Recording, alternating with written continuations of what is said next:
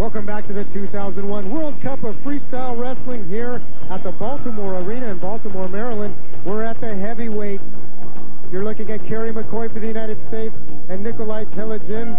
Telegin has been resourceful. He's been able to fight off a few of the McCoy attacks.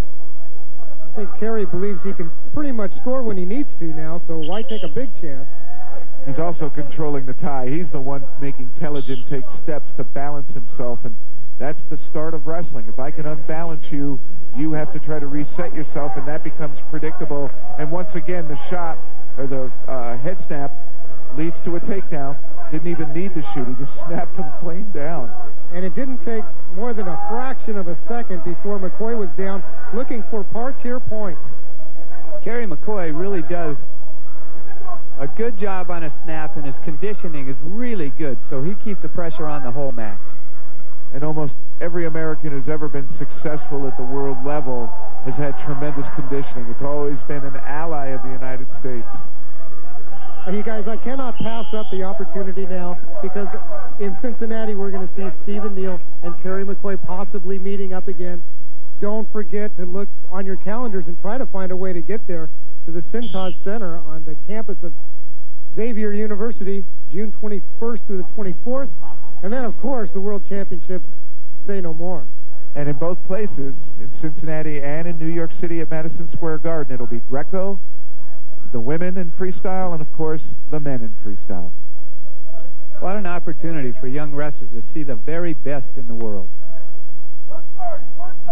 Well, I was blessed with being an alternate way back in 1978, and I got to go to Mexico City and watch the World Championships there.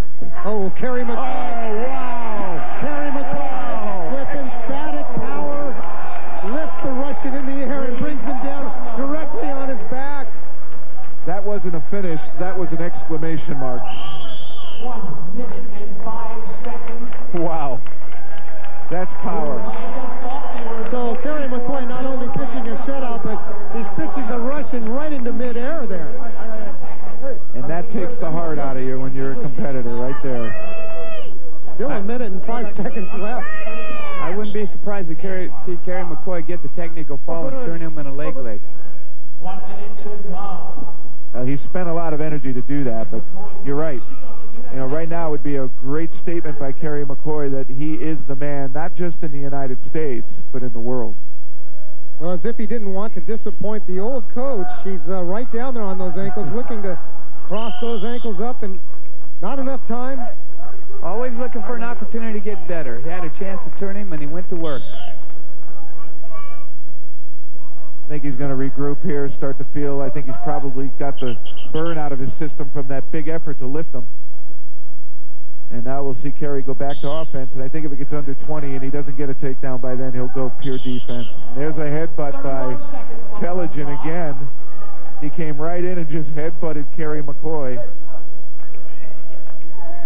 Nikolai Telegin penalized twice for headbutts. Now, I guess he's had to resort to that. He's competing at the highest level that he can, but Kerry McCoy is really just superior, and sometimes that comes out of an athlete. Kerry's done a great job of keeping his composure, too. He hasn't overreacted and fallen into the hands of the Telegin's tactics.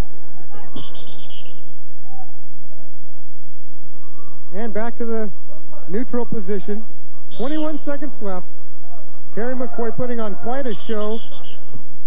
He's made great use of that soft wrestling mat out there, because the Russian has hit it hard several times and tested its safety.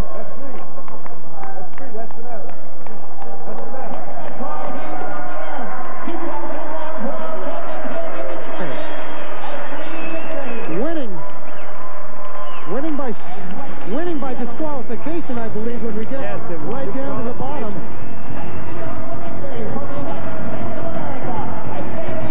Team score 21-9. We'll be back with some coaches' comments from the United States right after this. Don't go away.